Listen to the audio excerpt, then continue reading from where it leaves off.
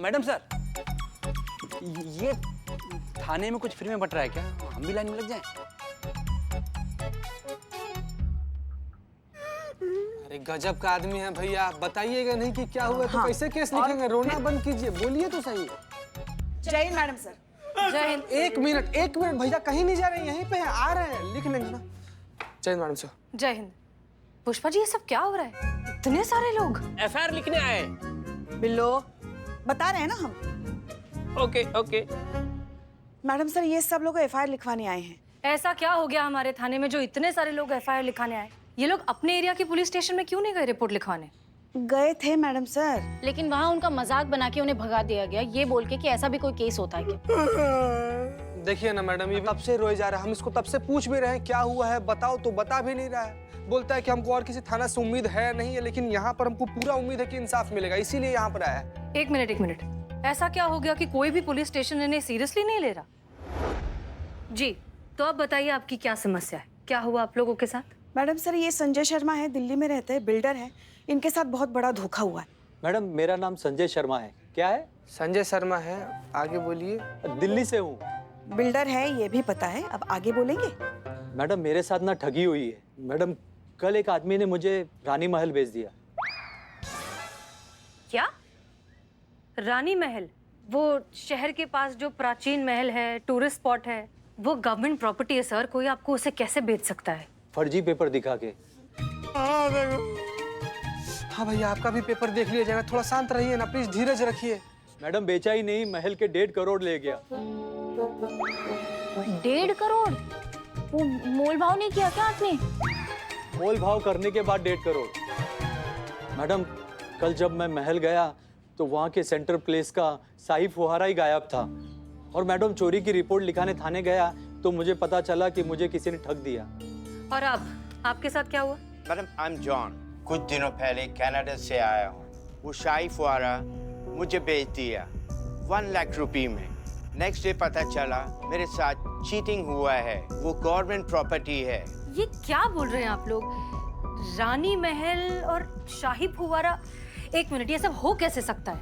हो चुका है मैडम सर, और आप इन लोगों के किस्से सुनेंगी ना तो और भी हैरान हो जाएंगी। हाँ भैया, आपका भी किस्सा सुन लेंगे, आप थोड़ा शांत रहिए ना। किसी को सरकारी दफ्तर बेचा गया मैडम सर, किसी को होटल, किसी को जहाज, किसी को ट्रेन, किसी को नदी का पानी तक बेचा गया है। मुझे मेरा ही घर भेज दिया। ये लोग कहते हैं वो इतना शातिर है, बात करने में इतना चालाक है वो कि सुई को भी तलवार बताकर बेचने की काबिलियत रखता है।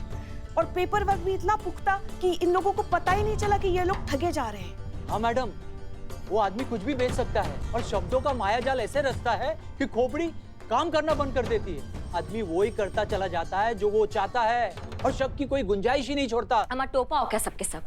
इतना अक्लमंद समझदार इंसान हो और ठग के चक्कर में आ गए हो? नहीं मतलब खुद का अकल, खुद का कोई सही गलत कुछ हिसाब है कि नहीं है? कोई भी चूरन बनाएगा और चूरन बन जाएंगे आप।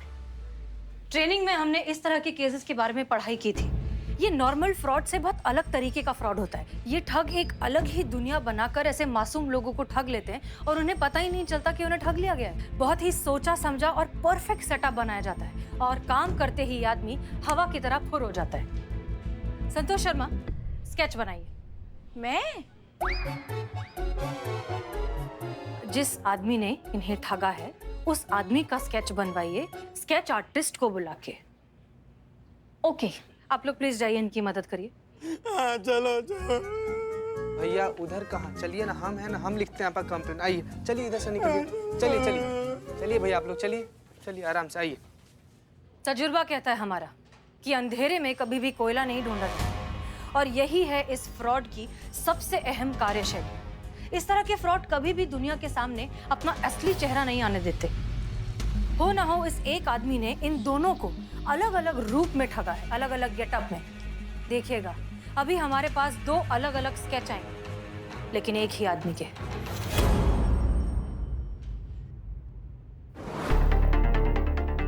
आप ठीक कह रही थी मैडम सर, ये दोनों स्केच देख के लग रहा है कि दोनों अलग अलग इंसान के जरिए ठगी के शिकार हुए। ये दोनों अलग अलग नहीं, एक ही आदमी है, अलग अलग गेटअप में। मिस्टर जॉन, मिस्टर संजय, आपको उस आदमी के बारे में कोई अलग सी चीज याद है? कोई बात करने का तरीका, कोई अंदाज या फिर कोई फिजिकल मोमेंट, कुछ भी जो नॉर्मल से थोड़ा अलग हो। अंगूठी। अंगूठी। अंगूठी मतलब क्या? हम समझे नहीं अच्छे से। अंगूठी क्या? उनके सीधे हाथ की उंगली में अंगूठी थी। क्या थी? अंगूठी। यस, उस रिंग पर लाइन बना हुआ था। उस वक्त हमें उलझाते वक्त उसने उस रिंग को घुमाया था, ऐसे ऐसे। अब अंगूठी को ऐसे ही घुमाएगा ना, ऐसे थोड़ी घुमाएगा। ताज़ी खबरों का इकलौता अड्डा, आपका अपना सनी चड्डा।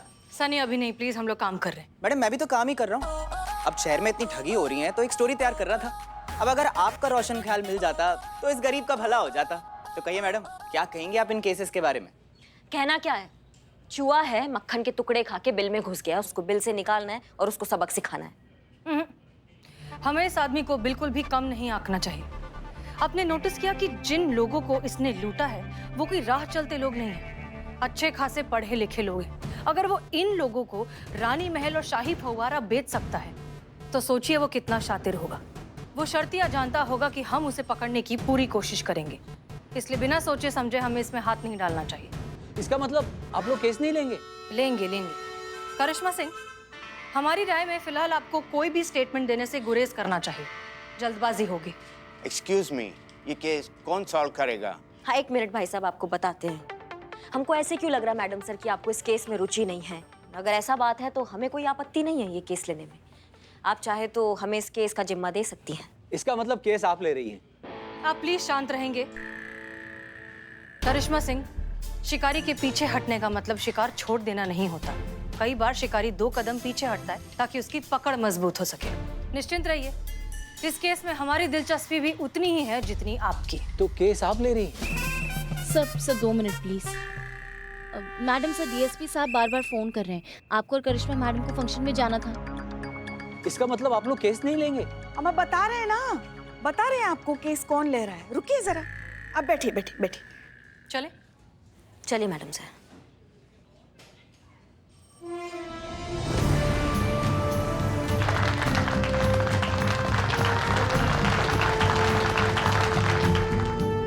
हम आप सभी लोगों का अभिवादन करते हैं।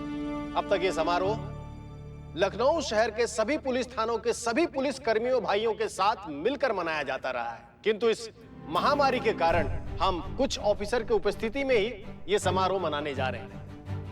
पुरस्कार वितरण समारोह का शुभारंभ करते हैं।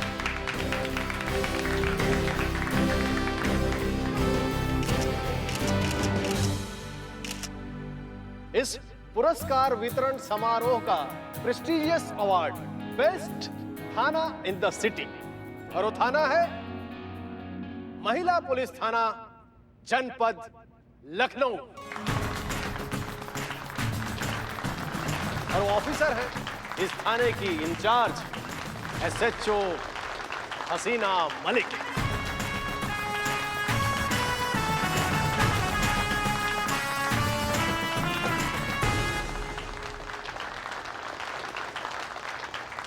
सर हम कुछ कहना चाहते हैं। हाँ कहो, क्या कहना चाहती हो?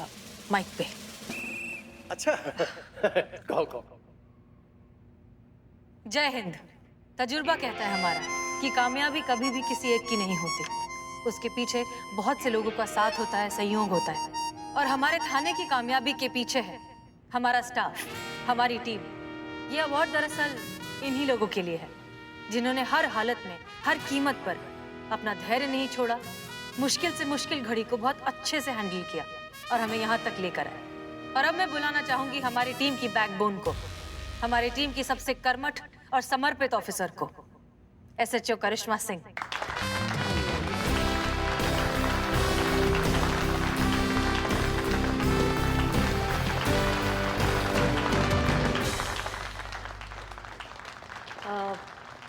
आप सब जानते ही हैं कि हम स्पीच नहीं दे पाते हैं क्योंकि हम नर्वसिया जाते हैं माइक को देखकर। क्या करें, स्ट्रेट इंसान है ना, स्ट्रेट बात बोलते हैं, जो दिल में होता है वो बोल डालते हैं, इसलिए डरते हैं कि हमारा कभी कोई बात किसी को बुरा ना लग जाए। पर आज इस मौके पे ये ज़रूर कहेंगे कि ये जो मान सम्मान और इज्जत आप लोगों ने हमें दिया है, कोशिश करेंगे कि प्राण देकर भी उसका मान हम रखें और कभी भी इस थाने के स्वाभिमान पर आँच ना आने दें।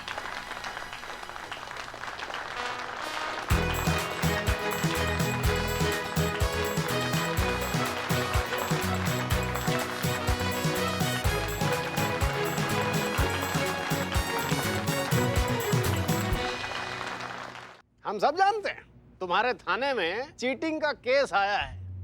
अपने लेवल पे जो बन पड़े, जितनी तहकीकात हो सके वो करो, लेकिन ज्यादा सीरियसली लेने की आवश्यकता नहीं है। पता है पिछले 8 सालों में ऐसे कई केस आए विभिन्न थानों में, जानते हो कुछ हाथ भी नहीं आया, थाने की बदनामी हुई सो अलग। 4 SHO तो मुझे सस्पेंड करने पड़े इस ठगी के केस के चक्कर में। अरे वो सॉल्व भी नहीं कर पाते थे तो हमको जो है सस्पेंड कर देना पड़ता था। जय हिंद सर। अरे जय हिंद जय हिंद जय हिंद।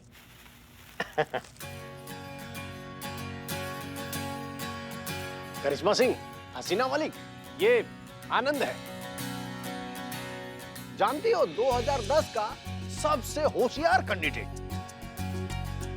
उस साल के सभी एग्जाम में आनंद ने ऑलमोस्ट टॉप किया था। अरे वाह, तो फिर कहाँ है आपकी पोस्टिंग अभी? आपने ठीक से सुना नहीं मिस मलिक। सर ने कहा है कि ऑलमोस्ट सभी एग्जाम में मैंने टॉप किया था। फिजिकल में आई साइट 0.1 वीक होने की वजह से मेरा सिलेक्शन नहीं हो पाया। सॉरी, हमें पता नहीं। नहीं, इसमें सॉरी की क्या बात है। भाग्य में नहीं था फोर्स में शामिल होना, किसी का क्या दोष इसमें, है ना सर? चलता हूँ सर, मिलता हूँ। ठीक है, खुश रहो। अच्छा लड़का है। तो हम क्या कह रहे थे? सर आप वो ठगी के केस के बारे में बात कर रहे थे। हाँ, बोलना नहीं किसी को। वो ठग हमको भी एक बार उल्लू बना चुका है। पीतल का एक पुराना बर्तन बेच गया हमको। सर आप पुलिस वाले होकर? अरे भाई, पुलिस वाले हैं तो क्या हुआ, आखिर इंसान ही तो है ना। फिर सर फिर क्या किया आपने? अरे भाई, उसका क्या करना था, और उसका कुछ करके अपना मजाक थोड़ी ना बनवाना था। हाँ सर, लेकिन अगर क्राइम होगा तो रिपोर्ट तो होगी, रिपोर्ट होगी तो कार्यवाही होगी, और अगर कार्यवाही होगी तो अपराधी को पकड़ना तो पड़ेगा ना सर। और सर अभी अभी आपने हमें बेस्ट थाना का अवार्ड दिया है, तो इस सम्मान का लाज तो रखना पड़ेगा और पकड़ना पड़ेगा उस ठग को जिसने आपको भी नहीं छोड़ा। तजुर्बा कहता है हमारा कि मुजरिम कितना ही शातिर क्यों ना हो, पुलिस से एक कदम पीछे ही रहता है। हम जानते हैं कि फिलहाल फर्जी कागजात के अलावा हमारे पास कोई पुख्ता सबूत नहीं है, लेकिन इसका मतलब ये नहीं कि सर कि हम उसे हाथ से जाने दें। कुछ ना कुछ हमारे हाथ आएगा ही जो हमें उस तक पहुंचाएगा जरूर। कब तक छिपेगा सर वो? कभी ना कभी तो उसे सामने आना ही है।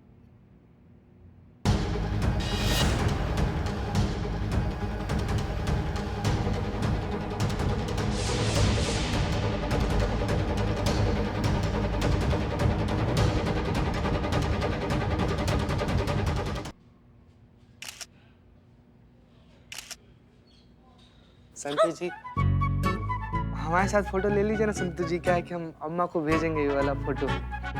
वाह, एक तीर से 2 शिकार। बहाने बहाने फोटो भेजी जाएगी और फिर बात आगे बढ़ाई जाएगी, है ना? एक सेकंड, फोटो खींच के अम्मा को भेजने से बात आगे कैसे बढ़ेगी? अमर जड़ बुद्धि। क्या हुआ? पुष्पा जी, बाल। हाँ, पता है ना तुम लोगों को करिश्मा मैडम कैसी बाइक चलाती है। तो हम कह रहे थे कि इसकी अम्मा तुम्हारी फोटो देखेगी, तुम्हें पसंद करेगी, तभी तो बात आगे बढ़ेगी ना। कौन सी बात, यही तो पूछ रही हूँ। काश हमारा लल्ला इतना समझदार होता और शादी से पहले हमने तस्वीर देख ली होती। बहुत बढ़िया पुष्पा जी। जय हिंद मैडम। जय। हम यही सोच रहे थे कि बाइक पे जो हमारा मैटर चल रहा था उसका कंटिन्यूटी यहाँ मेंटेन कैसे नहीं हुआ। क्या बोल रही थी आप? फोटो देख लिया होता, नहीं देख भी लेती तो क्या हो जाता। संतु जी, इन लोगों का तो चलता रहता है ना, हम लोग सेल्फी लेते हैं। आइए लीजिए।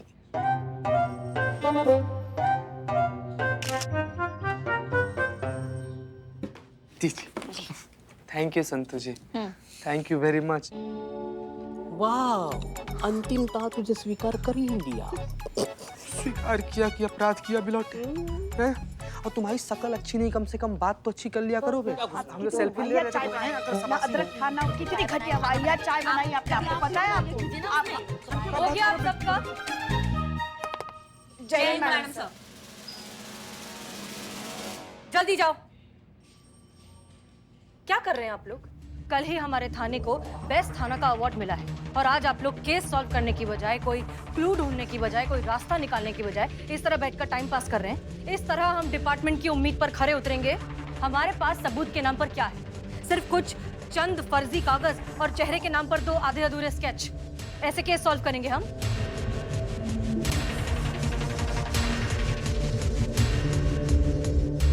बर्बाद हो गया मैडम, बर्बाद हो गया मैडम, हमारी मदद करिए मैडम। सब कुछ ले गया वो चोर, सब कुछ ले गया हमसे छीन के। मैडम हमारी मदद करो मैडम। अच्छा, आप शांत हो जाइए प्लीज। आप लोग केस की तफ्तीश जारी रखिए। आप बाल ठीक करिए। हाँ जी मैडम सर। आप चलिए अंदर केबिन में। मैडम हमारा नाम प्रवीण है, हम पेशे से एक डॉक्टर है। कल हमारे पास एक पेशेंट आया, हमको ये देकर गया।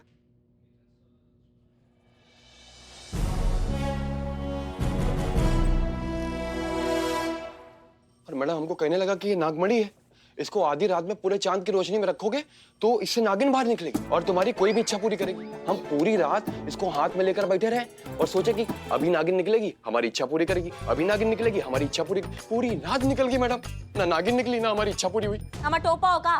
नहीं मैडम, हम तो डॉक्टर हैं। हाँ, डॉक्टर हो तो पढ़े लिखे हो, और पढ़े लिखे हो तो इतना नहीं पता है कि ऐसा कुछ नहीं होता है। चलो 1 मिनट के लिए मान भी लिया कि ऐसा कुछ टोपागिरी होता भी है, तो जब नागमणि से नागिन निकल के बाहर आएगी तो तुम उसको अपना इच्छा बताओगे या फिर अंतिम इच्छा बताओगे? क्योंकि वो बाहर आती तो तुमको डस लेंगी। मैडम हम क्या बताएं, हमको तो कुछ समझ ही नहीं आ रहा है। मतलब वो आदमी जो हमको ये कांच का टुकड़ा बेच कर गया ना, इतना स्मार्ट, हैंडसम और स्मार्ट टाकर था ना कि हम कब उसके जाल में फंस गए हमको समझ ही नहीं आया। हमारे जैसा ईमानदार, पढ़ा लिखा, हैंडसम लड़का जब उसके झांसे में आ गया तो समझिए कितना शातिर आदमी होगा वो। मैडम कुछ करिए, हमने बहुत ईमानदारी से पैसा इकट्ठा किया था कि हॉस्पिटल खोलेंगे गरीबों के लिए, लेकिन सारा पैसा लेके चला गया वो। अच्छा आप प्लीज शांत हो जाइए।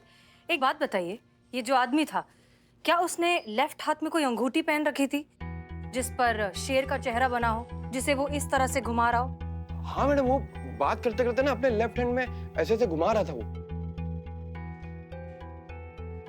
घबराइए मत, आपको आपके पैसे वापस मिल जाएंगे, ये हमारा वादा है।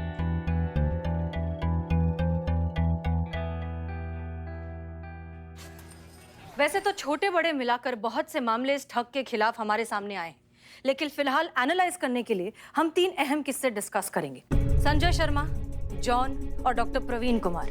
संजय शर्मा को गवर्नमेंट की जमीन बेची गई, जॉन को हिस्टोरिकल चीजें बेची गई, लेकिन डॉक्टर प्रवीण को नागमणि जैसी मनगढ़ंत कहानियां बनाकर फंसाया गया। ये आदमी अलग है, होशियार है।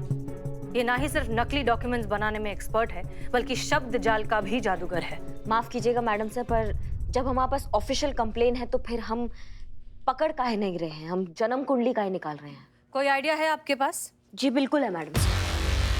आइडिया ये है कि पहले हमारे पास सिर्फ नकली कागज थे, कोई फिजिकल ऑब्जेक्ट नहीं था, लेकिन अब हमारी आंखों के सामने फिजिकल ऑब्जेक्ट है। किसी ने तो इस कांच के टुकड़े को तराश कर असली दिखने वाले नकली नागमणि का रूप दिया होगा। अपने नेटवर्क को थोड़ा एक्टिव करते हैं, पता लगाते हैं ये कौन है, दबोच के लाते हैं उसको थाने में, केस क्लोज्ड। और आपको क्या लगता है कि इन सारे आइडियाज के बारे में हमने नहीं सोचा होगा? हमें तो भूल ही जाइए, उस मास्टरमाइंड क्रिमिनल ने नहीं सोचा होगा कि हम ऐसा सोच रहे हैं। ये आदमी आपकी हमारी दोनों की सोच से कई गुना ज्यादा चालाक और होशियार है। हम उसे किस तरह से, किस रूट से पकड़ने की कोशिश करेंगे, ये वो पहले से सोच कर बैठा है। मगर मैडम सर, कुछ तो करना पड़ेगा ना। पुष्पा जी, हमें पहले उसके दिमाग के अंदर घुस के ये समझना होगा कि वो सोचता कैसे है, किस तरह से प्लानिंग करता है, किस तरह से अपने शिकार चुनता है और फिर कैसे उन प्लान्स को एग्जीक्यूट करता है। 1 मिनट मैडम सर, मतलब पहले सोचो, फिर जांचो, फिर परखो, फिर निकलो। इतना पेशेंस आप में ही हो सकता है मैडम सर, किसी अपराधी में नहीं। वो इतने में आधे शहर को लूटकर फ्लाइट पकड़कर कहीं और पहुंच जाएगा। अगर अपने शिकार को दबोचना है ना, तो उसका सही समय होगा अभी इसी वक्त। इसलिए हम तो जा रहे हैं उसको दबोचने, थाने लाएंगे घसीट कर। तब तक आप अपना स्ट्रैटेजी बनाइए।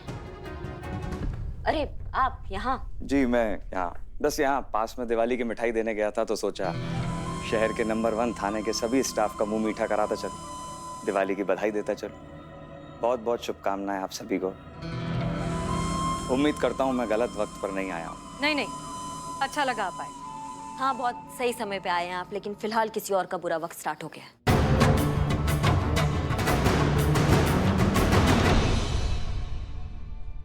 काफी खराब मूड में गई है, सब ठीक है ना? नहीं, सब ठीक है। वो है ही ऐसी। काफी सीरियस डिस्कशन चल रहा था, राइट? आपको कैसे पता? पुलिस वालों ने ड्यूटी के काबिल भले ही ना समझा हो, ट्रेनिंग पूरी शिद्दत से की है। इतना तो अंदाजा लगा ही सकता हूं कि मामला थोड़ा गड़बड़ है।